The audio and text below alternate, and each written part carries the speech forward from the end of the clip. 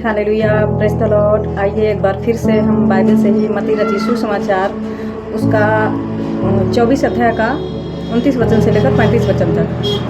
तो उसमें main topic है मनुष्य के पुत्र का पुनः आगमन, यानी कि प्रभु यीशु मसीह का पुनः आगमन।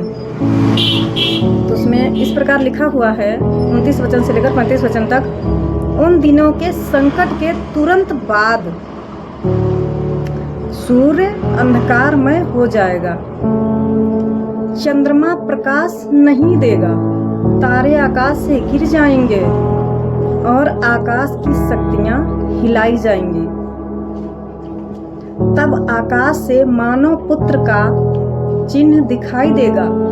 पृथ्वी की समस्त जातियां छाती पीटेंगी और मानव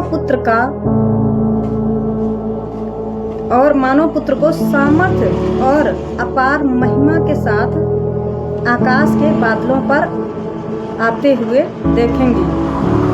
वह तुरही की तुमुल ध्वनि के साथ अपने दूतों को भेजेगा और वे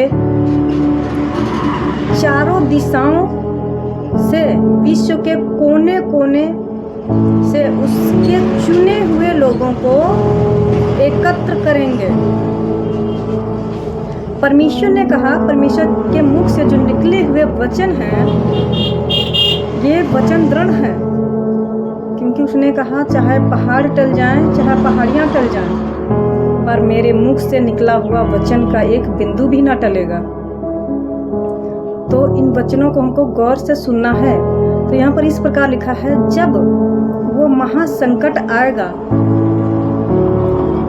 उसके बाद जब प्रभु का पुनः आगमन होगा, तो उन दिनों में क्या होगा?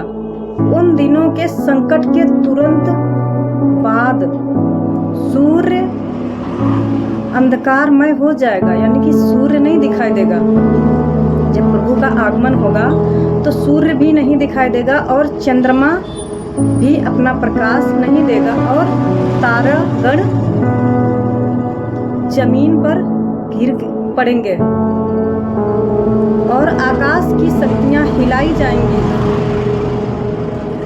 आकाश की जो शक्तियां हैं, जिसने परमेश्वर ने जिसको बनाया है, उसकी शक्तियां हिलाई जाएंगी। पृथ्वी की समस्त जातियां छाती पीटेंगी।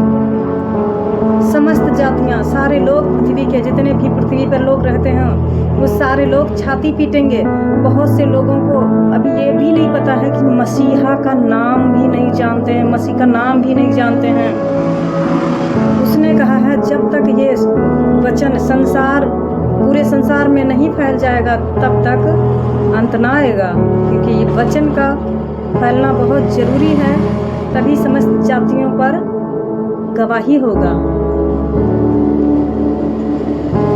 और जब प्रभु अपनी बड़ी महिमा के साथ में आएगा और अपने स्वर्गदूतों को आकाश के एक छोर से लेकर दूसरे छोर तक भेजेंगे कि जाओ तुम और मेरे चुने हुए लोगों को लेकर आओ।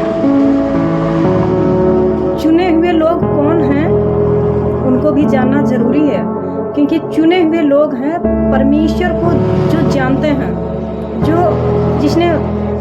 जिसने उद्धार दिया है और जिसके जरिए हमको उद्धार मिलेगा। अगर हमने उसका नाम भी जान लिया है तो वो हमको उद्धार देगा। हम आत्मा को बचाने के लिए नहीं सोचते हैं कि हम आत्मा कैसे बचाएं, पर हमको अगर शरीर में जरा सी भी चोट लग जाती है तो दर्द होता है, पर आत्मा को भी हमको बचाना होगा, क्योंकि शरीर को तो हर इंसान को छोड़ना है और आत्मा कभी मरती नहीं है। परमेश्वर उसे उसके कर्मों के अनुसार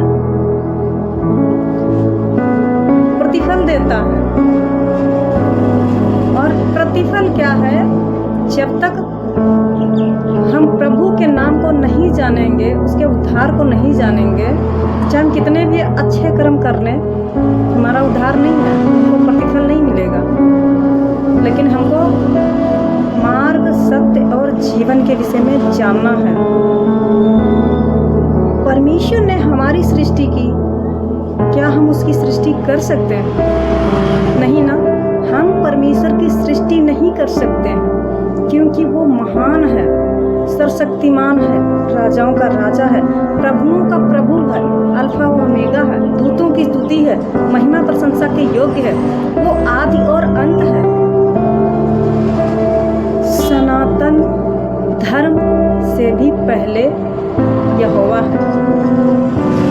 परमेश्वर का नाम ही यहोवा है, यानी कि परम पिता परमेश्वर, जो आदि और अंत है, जो महान है, सर्वशक्तिमान है। आप सभी लोग उसको जानने की कोशिश कीजिए, उसके रहस्यों को खोजने की कोशिश कीजिए। परमेश्वर को हम इधर उधर नहीं ढूंढते, परमेश्वर हमारे अंदर है, हमारे उसने आपने जाना है कि परमात्मा, हमारी आत्मा को भी परमात्मा ने बनाया है, हर एक चीज उसने ठहराई है।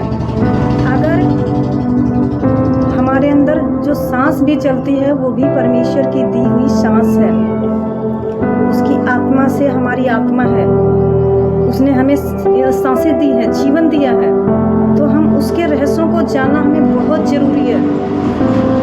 अगर किसी को भी मसीहा का नाम भी सुनाई पड़े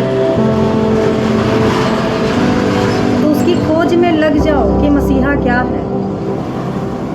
हम यही कहते हैं, बाइबिल का पहला यानी कि उत्पत्ति और उसका लास्ट यानी कि प्रकाशित वाक्य आप सभी लोग पढ़ें, और ये जानकारी होना बहुत ज़रूरी है आप लोगों को, और आप सभी लोग बचाए जाएं। और इन वचनों से परमेश्वर आप सभी को आशीष दे। हालेलुया।